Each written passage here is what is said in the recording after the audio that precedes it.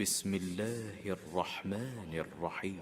يا أيها الذين آمنوا أوفوا بالعقود أحلت لكم بهيمة الأنعام إلا ما يتلى عليكم غير محل الصيد وأنتم حرم إن الله يحكم ما يريد. يا أيها الذين آمنوا لا تحلوا شعائر الله ولا الشهر الحرام ولا الهدي ولا القلائد ولا آمين البيت الحرام يبتغون فضلا من ربهم ورضوانا وإذا حللتم فاصطادوا ولا يجرمنكم شنآن قوم أن صدوكم عن المسجد الحرام أن تعتدوا وتعاونوا على البر والتقوى ولا تعاونوا على الإثم والعدوان واتقوا الله إن الله شديد العقاب.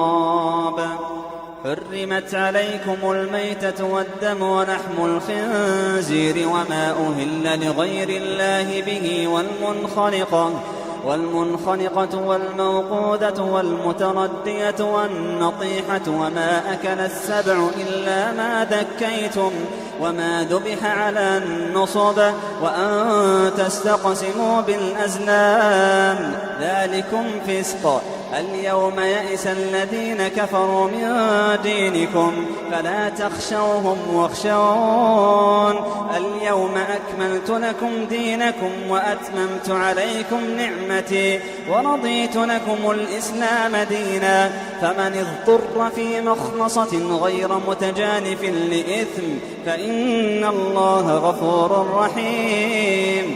والصلاة والسلام على رسوله الأمين. أما بعد, all praise and thanks to Allah subhanahu wa ta'ala, and may the peace and blessings of Allah be upon Rasulullah sallallahu alayhi wa sallam. Tonight we will be talking about chapter 5, Surah Al-Ma'idah, verse 3.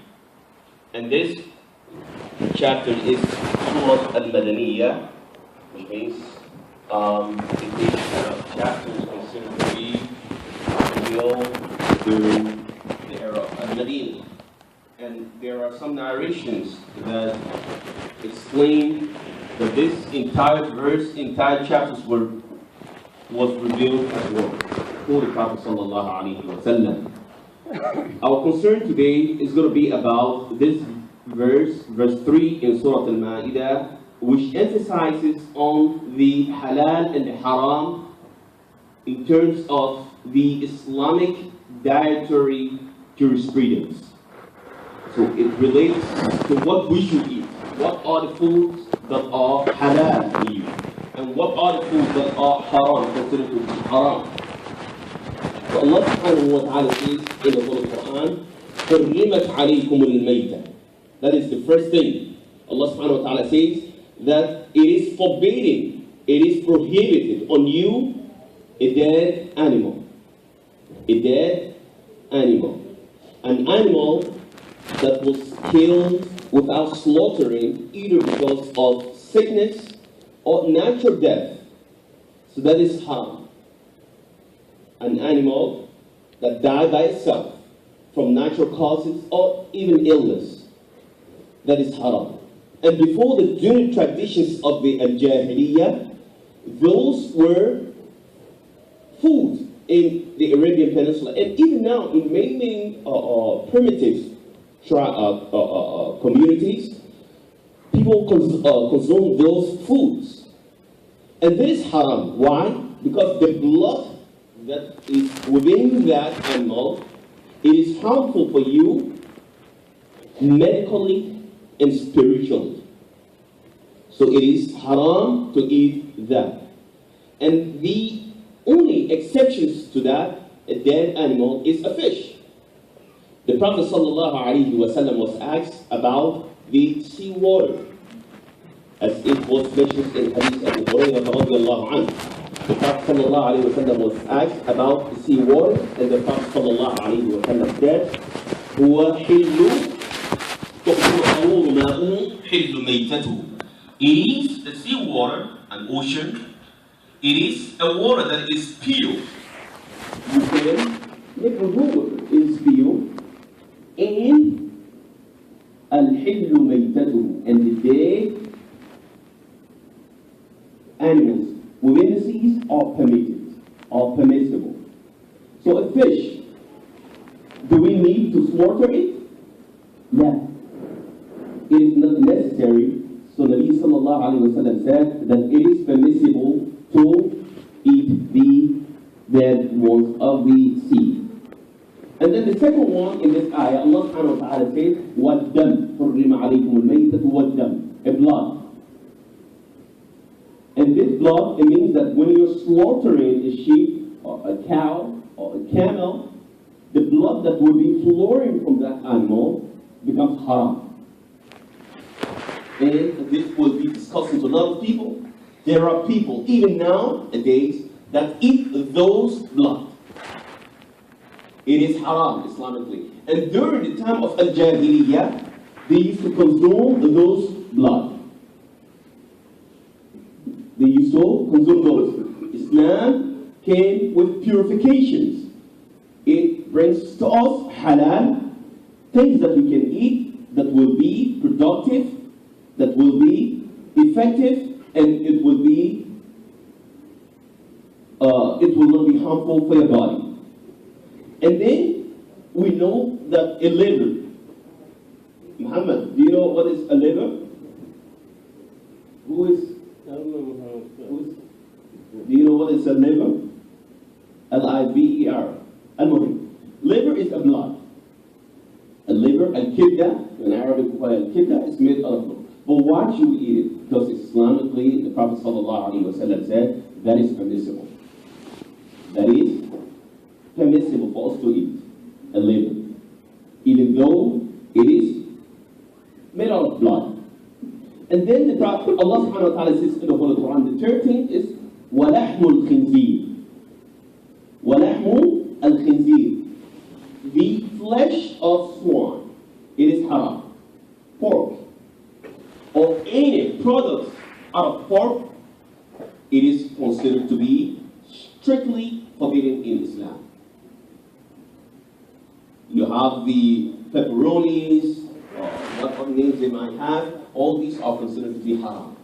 Even the grease of swine, it is considered to be haram. The Prophet ﷺ said once to the companions that Allah has made upon you dead animals haram, khamr haram, alcohol is haram, and swine, the flesh of the swine is haram upon you. Then a man stood up and said to the Prophet ﷺ, Ya Rasulullah, it is haram, pork is haram, swine flesh is haram. But can we utilize the grease of that pork in order for us to lubricate our ship? And then the Prophet ﷺ said, Allah makes it haram. The flesh, the grease, every aspect of it is considered to be haram. It's considered to be haram. So we have to learn this. And people will ask you, most of the time we have open house here, and a lot of people will ask you, but why Islam it is haram for you to consume pork? First of all, as a Muslim, you will tell them, because I obey Allah, and Allah says in the Holy Quran that it is haram. Sami'na wa ata'na. Allah subhanahu wa ta'ala says that everyone who submit to the Quran, submit to Allah, will always say when they hear the commandment of Allah, Sami'na, we hear, wa ata'na, and we obey. We follow the commandment of Allah subhanahu wa ta'ala. And then you have all these medical explanations that are attached to it. And even this being explained by non-Muslims, medical doctors, even priests, pastors that are saying talk about it, that it is forbidden. It is forbidden, and it is harmful for the body. And this is being explained by many scholars. Because in most cases, the flesh of swine is contaminated with dangerous bacteria that can cause harmful disease, that can cause disease and illness that are related to gastrointestinal disease. So it becomes haram from that perspective. It's harmful to you. So you cannot consume something that will be harmful for you. And even the digestive system of pig is very weak. It takes almost about 24 hours to recycle all the garbage that it eats. And there are a lot of things that scholars have mentioned about it, and we will not even mention all that. And then Allah subhanahu wa ta'ala says the fourth one, وَمَا أُهِلَّ لِغَيْرِ اللَّهِ. A sheep, someone had a sheep, he went and took the sheep and slaughtered it, but without the name of Allah subhanahu wa ta'ala. A sheep is halal, a cow is halal, but yet the person who slaughtered it with the name of an idol. He didn't mention the name of Allah subhanahu wa ta'ala. وَمَا أُهِلَّ لِغَيْرِ اللَّهِ بِهِ, which means, and that which has been dedicated to someone or an idol other than Allah subhanahu wa ta'ala. So it becomes forbidden. And another one is وَالْمُنْخَنِقَةِ. Al-munkhaniqa is that animal which was killed by strangling. An animal that was killed by strangling, either by rope or someone put his hand in the throat and the animal died without slaughter. It is haram. It is called al-munkhaniqa. That is haram. Wal-mawquda. Al-mawquda is an animal that was killed by a violent blow. A violent blow that someone just took a stick and hit an animal with it, and that animal died. It is haram. You cannot eat or consume that animal. Wal-mutaraddiya. Al-mutaraddiya is an animal, a cow or sheep that was on a hill, on top of the hill, and fell on his head and broke. That animal also, it is haram to be consumed. One natiha. And natiha is an animal that was killed by goring of horn, which means it died because of some collisions, either by another animal, hit one another, or it came and hit a car, a vehicle, or a wall, and then died. That animal is also haram upon us. Anyone who says La ilaha illallah, Muhammad Rasulullah, you are not allowed to consume that animal. And then Allah subhanahu wa ta'ala says, وَمَا أَكَلَ السَّبْعُ. Any animal that was torn apart by a wild animal, like lion, tiger, if you go and meet that animal, it becomes dead, it becomes haram upon you. But if you found that animal stay in its life stage of death, in life, you have to slaughter it with Bismillah and then it becomes halal. Because before, during the time of Al-Jahiliyyah, all these things that we're mentioning were the food of the people, were the customs of the people in the Arabian Peninsula. So probably it might become weird to us today, but even now there are some traditions that these are common food that people consume, that people eat. But Alhamdulillah, Allah has bestowed upon us ni'mat al-Islam that all these things are harmful for our bodies. Allah subhanahu wa ta'ala makes them haram for us.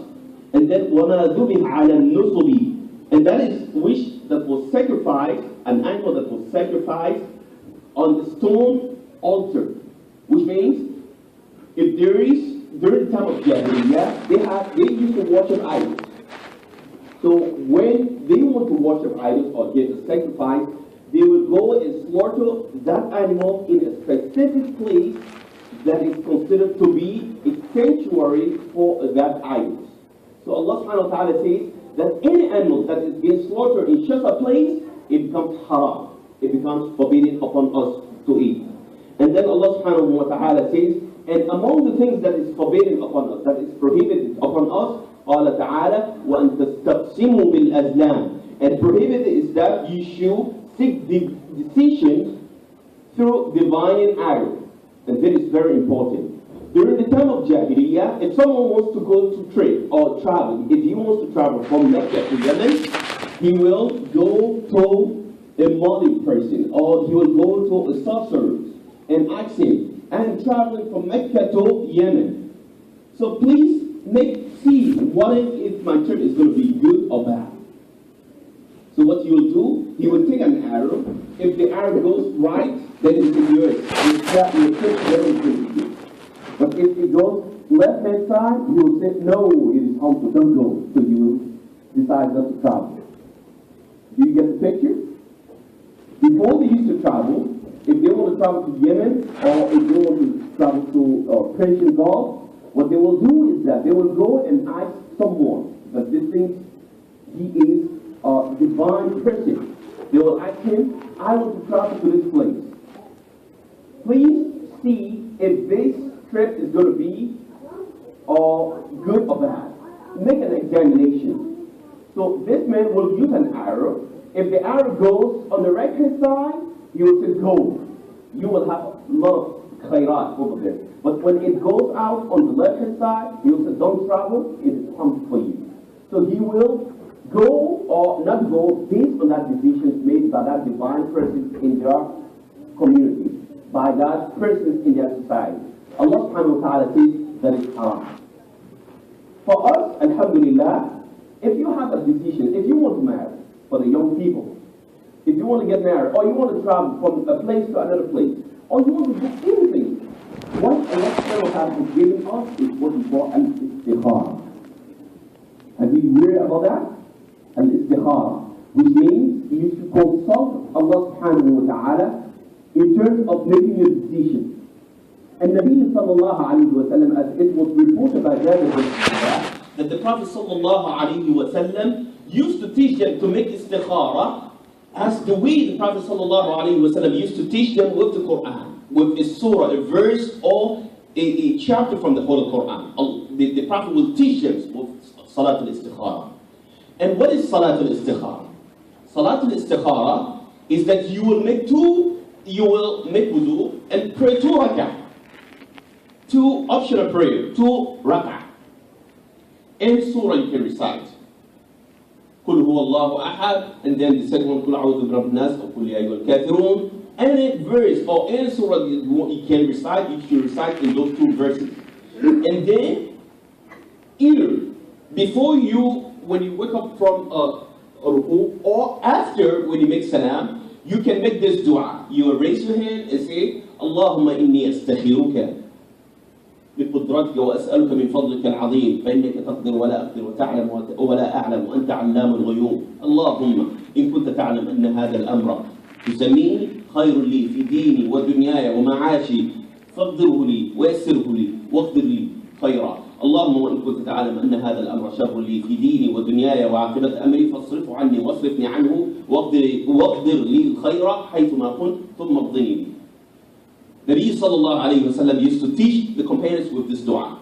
You pray 2 rak'ah, and then anything in your life, if you want to consult, if you want to make a decision, there is the things that you can do. It is very highly recommended in our deen. You will make Salat al-Istikhara. And Salat al-Istikhara, you will mention the dua that I just mentioned, and you will ask Allah, oh Allah, I want to make a decisive decisions in my life about my family. For instance, I want to get married, or I want to travel, I want to do this in my life. Allahumma, if this is a good in my life, if this is going to be beneficial in my relation, if this is going to be good for me and my family in this life and the hereafter, oh Allah, make it easy for me. Allah, give me a path to these decisions. And if you think, oh Allah, it's going to be harmful for me in my religion, my hayat, in my life, and the life of my family, oh Allah, protect me from this decision, and also stay it away from me and give me a good decision in my future. So you will do this, and Allah subhanahu wa ta'ala will give you a strong inclination to what Allah thinks, to what Allah wants you to be better for you in your hayat. So this is something that we can learn. This is something that we can teach our family with. This is highly recommended that anything that you want to do, you should make istikhara. Scholars used to say, مَا نَدِمَ مَنِ اسْتَخَارَ. Whoever makes istikhara will not regret. وَمَا خَابَ مَنِ اسْتَشَارَ. And no one will regret, and no one will become a loser when you consult. If you have anything, you walk to someone who is respectful in your community, ask him. If you have a deep knowledge about anything, talk to him, address him, ask him about this. I want to make this decision. Do you think it's going to be beneficial for me in my life? Do you think it's very good for me? What are the obstacles? And that person will give this idea to you. And then this will be a very strong path for you in order to be successful in your hayat. So we should always consult good people. We should also make istikhara in our daily life. So this is a dua that we can pray and give it to a lot of people, and we can learn in our hayat. It is very, very useful. And then Allah subhanahu wa ta'ala says, ذلك this اليوم يئس الذين كفروا من دينكم. This day, those who disbelieve have no hope of defeating you and your religion. فلا تخشوهم. Do not fear those disbelievers. واخشوني, fear Allah subhanahu wa ta'ala. And then Allah subhanahu wa ta'ala completed this verse by saying, اليوم أكملت لكم دينكم. That day I had perfected for you your religion. And this ayat was revealed to Nabi sallallahu alayhi wa sallam on Yom Arafah, on Friday. Yom Arafah, when the Prophet sallallahu alayhi wa sallam was in Arafah. The Prophet sallallahu alayhi wa sallam received these verses through Jibreel alayhi salam. Allah subhanahu wa ta'ala says through Nabi sallallahu alayhi wa sallam this ayat that اليوم أكملت لكم دينكم. That today I have perfected for you your religion. So you don't need any religion. So we don't need anything to be updated in our religion. Alhamdulillah, our deen is perfect. And then Allah subhanahu wa ta'ala says, وَأَتْمَمْتُ عَلَيْكُمْ نِعْمَتِي. And also, I have completed my favor upon you. وَرَضِيتُ لَكُمُ الْإِسْلَامَ دِينًا. And I have approved for you Islam to be your religion. فَمَنِ اضْطُرَّ فِي مَخْمَصَةٍ. Allah subhanahu wa ta'ala then says that, but whosoever among you is forced by hunger, you are out there, you're traveling, and you spend 3 days let us say from here, you're traveling from here all the way to Montana. And your car, wal-iyad billah, had a problem, mechanical problems. And you were there for 3 days, full days. All the food that you had to eat, finished. And luckily for you, you found a dead animal. Then you are at the point that if you don't eat that, you will die. So what is the condition? Allah subhanahu wa ta'ala says to you that eat from it in order to protect your life. In order to keep your life. However, the scholars debate, should you eat until you fill your belly, or you should just eat that will save your life for that time, or in fact, you should eat and take some with you in your bag. These are opinionated issues among scholars. Scholars will say, some scholars said, well, you should eat from it to the best that will protect your life for that moment. Some scholars said, well, you can eat from it. However, they agree that you should not take anything with you in the bag or keep it, say that I will refrigerate this. If there's nothing in front of me, I will use it. No. So you will leave it out and you will eat from it for that moment. And then Allah will give you that. Why is this? There is a formula in Islam called ad-darurat tubihu al-mahdurat. It means that things that are necessity will always lead you to do something that even it is forbidden. It is forbidden upon us to eat dead food. It is forbidden upon us to eat all these animals that we just mentioned, animals that was killed by violent blow, an animal that came from on top of the mountain and died. It is forbidden upon you. But if the matter is now concerning your life, Allah subhanahu wa ta'ala says that you should eat from it to protect your life. This shows how this deen is well built upon wisdom, well built upon illustrative arguments made by scholars in order to illustrate to us that this deen protects your life, this deen stands to protect your mentality, it stands to protect your wealth, your family, your honor. So all these things show to us that Allah subhanahu wa ta'ala has mercy upon us. And then in fact Allah concluded the ayah by saying, فَإِنَّ اللَّهَ غَفُورٌ رَحِيمٌ. Then indeed Allah is forgiving and all merciful. So you can eat from those if you are in a dangerous place. Another example is this. If you are in a war, and they said to you, you either say kalimatul kufr, saying that you are not a Muslim or will kill you, you should say what they say to you in order to protect your life. That is called in Islamic jurisprudence ad-darurat tubihu al-mahdurat. It is called the law of necessity in Islam. The law of necessity. So we ask Allah subhanahu wa ta'ala to grant us more knowledge We ask Allah subhanahu wa ta'ala to grant us al-halal and make us people that will eat halal food. We ask Allah subhanahu wa ta'ala to grant us and our family a blessed moment that we will always remember Allah subhanahu wa ta'ala, mention the name of Allah subhanahu wa ta'ala during these blessed days. These are the blessed days that, brothers and sisters, we have to always pray to Allah and make dhikr with our family. And alhamdulillah, we came and sat in this for these few minutes in the masjid to listen to the words of Allah subhanahu wa ta'ala. This moment, the malaika will come down, and when they are in any group, Allah will bestow His mercies upon them. We ask Allah subhanahu wa ta'ala to bestow His mercies upon us. We ask Allah subhanahu wa ta'ala to send upon us tranquility. We ask Allah subhanahu wa ta'ala